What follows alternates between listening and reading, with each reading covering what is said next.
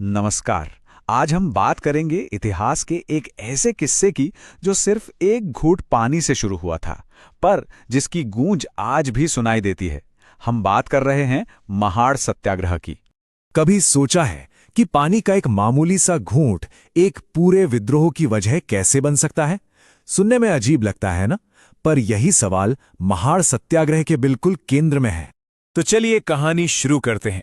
बात है साल 1927 की। एक ऐसा दौर जब एक मामूली सा सार्वजनिक तालाब एक बहुत बड़े संघर्ष का मैदान बन गया। ये जगह थी भारत का महाड़ शहर, और यहां के विवाद की जड़ था चवदार तालाब।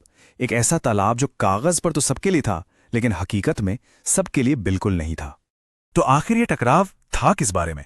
असल में ये टकराव था कानून और समाज के बीच खड़ी एक अदृश्य दीवार का। देखिए, एक तरफ तो था कानून। कानून साफ साफ कहता था कि महाड़ नगरपालिका का जो चौदार तालाब है वो सभी जातियों के लिए खुला है। लेकिन दूसरी तरफ थी असलियत। और असलियत ये थी कि समाज में इतनी गहरी खाई थी, इतने पूर्वाग्रह थे कि दलित समुदाय को वहां आने तक नहीं दिया जाता था। पानी इस्तेमाल करना तो बहुत दूर की बात थी। मतलब ये सिर्फ एक कागजी हक था जिसका जमीन पर कोई मतलब ही नहीं था। और इसी अन्याय को, इसी अदृश्य दीवार को तोड़ने के लिए एक ऐसा नेता सामने आया जिसने सब कुछ बदलकर रख देने का फैसला कर लिया था। और वो थे डॉक्टर भीमराव रामजी अंबेडकर। एक बहुत बड़े कानून के जानकार, एक समाज सुधारक और दलितों के हक के लिए लड़ने वाले शायद सबसे बड़े नेता। उनकी सोच क्या थी, ये उनके इस एक वाक्य से साफ हो जाता है। सामाजिक समानता ही राजनीतिक स्वतंत्रता का आधार है। मतलब उनके लिए असली आजादी तब तक अधूरी थी जब तक समाज में बराबरी ना हो। और बस यही सोच उनके हर काम के पीछे की ताकत थी। तो फिर आया वो दिन, 20 मार्च 1927। उस दिन हुआ क्या? सुबह सुबह हजारों की संख्या में दलित अंबेडकर जी के नेतृत्व में महाड़ में इकट्ठा हुए। फिर दोपहर तक सबने मिलकर शांति से उस चवदार तालाब की तरफ मार्च किया। और फिर वो पल आया जिसका सबको इंतजार था। सबने एक साथ मिलकर उस तालाब से पानी पिया और अपने कानूनी हक का ऐलान कर दिया। और ये समझना बहुत जरूरी है कि ये कोई मामूली विरोध नहीं था, ये एक बिल्कुल नया तरीका था। अब बात सिर्फ अर्जियां देने या चिट्ठियां लिखने तक नहीं रह गई थी। नहीं, ये अपने हक के लिए एक सीधी, एक मजबूत सामाजिक कार्रवाई थी, एक डायरेक्ट एक्शन। लेकिन इस शांतिपूर्ण कदम का जवाब शांति से नहीं बल्कि हिंसा से दिया गया।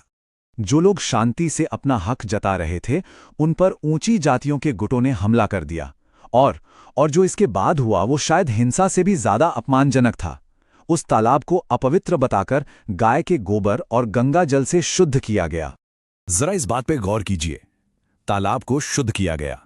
ये सिर्फ एक रस्म नहीं थी, ये उस गहरी, बहुत गहरी सोच का सबूत था जो मानती थी कि कुछ इंसानों के छूने भर से पानी अशुद्ध हो सकता है। पर जानते हैं क्या हुआ? इस रिएक्शन ने आग बुझाई नहीं बल्कि उसे और भड़का दिया। आंदोलन करने वालों का संकल्प, उनका इरादा और भी ज्यादा पक्का हो गया। और यहीं से इस लड़ाई के दूसरे और भी ज्यादा क्रांतिकारी दौर की शुरुआत हुई। अब इस दूसरे दौर को समझने के लिए हमें मनुस्मृति के बारे में जानना होगा। मनुस्मृति क्या थी? ये एक प्राचीन हिंदू ग्रंथ था जिसका इस्तेमाल समाज में जाति के आधार पर ऊंच नीच और छुआछूत जैसी प्रथाओं को सही ठहराने के लिए किया जाता था। और फिर आया 25 दिसंबर 1927 का दिन। डॉक्टर अंबेडकर और उनके साथी वापस महाड़ आए। वहां एक बड़ी सभा हुई और उस सभा में सार्वजनिक रूप से मनुस्मृति की कॉपियां जलाई गईं। ये एक बहुत बड़ा सांकेतिक कदम था। ये इस बात का ऐलान था कि वो असमानता को सही ठहराने वाले हर धार्मिक आधार को सिरे से खारिज करते हैं। तो सवाल उठता है कि इस पूरी घटना का, इस सत्याग्रह का आखिर असर क्या हुआ? इसकी विरासत क्या है? सबसे पहले तो ये समझना होगा कि महाड़ सत्याग्रह की लड़ाई कभी भी सिर्फ पानी के लिए थी ही नहीं। ये लड़ाई थी इंसानियत के सम्मान के लिए, आत्मसम्मान के लिए और बराबरी के हक के लिए। इसका असर बहुत बहुत गहरा हुआ। देखिए, ये दलितों के नागरिक अधिकारों के लिए पहला बड़ा संगठित जन आंदोलन बन गया। इसी आंदोलन ने डॉक्टर अंबेडकर को दलितों के सबसे बड़े नेता के रूप में स्थापित कर दिया।